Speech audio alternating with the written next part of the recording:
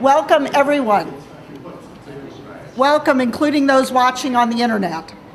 My name is Nancy Altman. I co-chair the Strengthen Social Security Coalition, which consists of over 320 national and state organizations representing a broad cross-section of the American people: seniors, women, people with disabilities, workers, veterans, people of color, children, and many others. The President will soon be nominating a new Commissioner of Social Security. In anticipation of that, our coalition is releasing a report to guide the transition. We are delighted to be joined by several members of Congress who are true champions of Social Security. Before we hear from them, let me take just a moment to describe the report. The Social Security Administration, which administers both Social Security and the Supplemental Security Income Program, has a challenging job. Every payday, around 158 million workers and their employers contribute to Social Security to ensure their wages against loss in the event of disability, death, or old age. Around 63 million Americans receive benefits each and every month. In fiscal year 2012 alone, 45 million people visited Social Security field offices.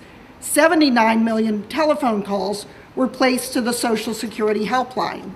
Visits and calls are on track to be more numerous in fiscal year 2013. SSA has a long and proud tradition of delivering first-class service to the American people. Throughout its history, Social Security has always been more efficient than its private sector counterparts. Of every dollar spent, less than a penny goes to administer Social Security.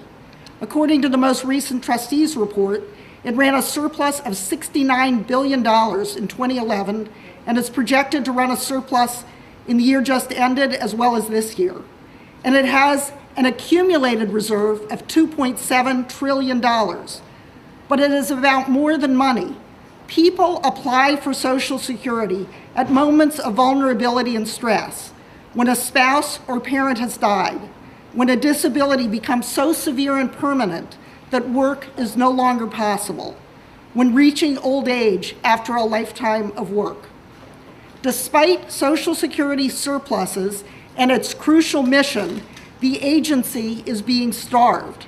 At a time when its workload has grown dramatically, when lines and waiting times are increasing, its budget has been slashed. SSA has lost over 10% of its workforce just since the beginning of 2011 and closed numerous field offices and contact stations. Our report addresses the inadequate funding and staffing, recommending that the new commissioner urge Congress to allow the agency to spend just a tiny part of its surplus to restore the world-class service Americans deserve and have already paid for. The report makes other important recommendations to ensure that all receive the benefits to which they are entitled, and that benefits are determined and paid in a timely manner and as accurately as possible. The report also makes recommendations about strengthening public understanding, and with that, a sense of confidence in the program's future. Finally, the report urges strengthening Social Security through research, as the agency has done historically. In a few minutes, we'll hear from our other members of the coalition who co-chaired the committee that wrote this report. But first, we will hear from a few of the program's strongest champions. Let me start with Representative DeLauro of Connecticut.